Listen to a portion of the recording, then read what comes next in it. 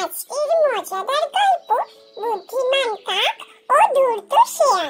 একদিন এক কাক এক সাধারণ বাড়ির গৃহবধূর কাছ থেকে হঠাৎ করে এক মাংসের টুকরো ছিনিয়ে নিয়ে উড়ে গিয়ে বসলো এক গাছে।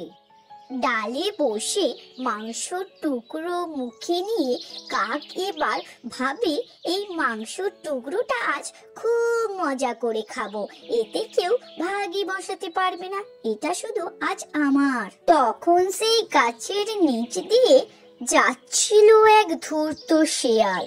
গাছে বসে থাকা কাকের মুখে মাংস দেখে ধূর্ত শিয়ালের খুব লোভ হলো।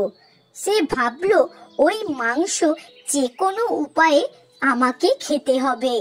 সঙ্গে সঙ্গে ধূর্ত শিয়াল সেই গাছের নিচে দাঁড়িয়ে এক মতলব বেঁধে ফেললো। শিয়াল গাছের নিচে দাঁড়িয়ে কাককে বলল, ভাই কাক, কি অপূর্ব তোমার ডানা, তোমার সবকিছুই এত অপূর্ব, তবু তুমি কথা বলতে পারো না কেন? আহা, তুমি বোবা, কি দুঃখের কথা। কাকটা খুব বোকা।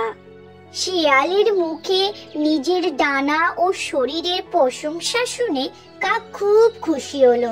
সে ভাবলো গান গেয়ে শিয়ালকে অবাক করে দেবে। গলা ঝাঁকিয়ে কাক গান ধরলো। ঠোঁট ফাঁকা হতেই কাকের মুখ থেকে মাংসের টুকরোটি মাটিতে পড়ে গেল। ধূর্ত শিয়াল মাংসের টুকরো মুখে নিয়ে ছুটে পালালো।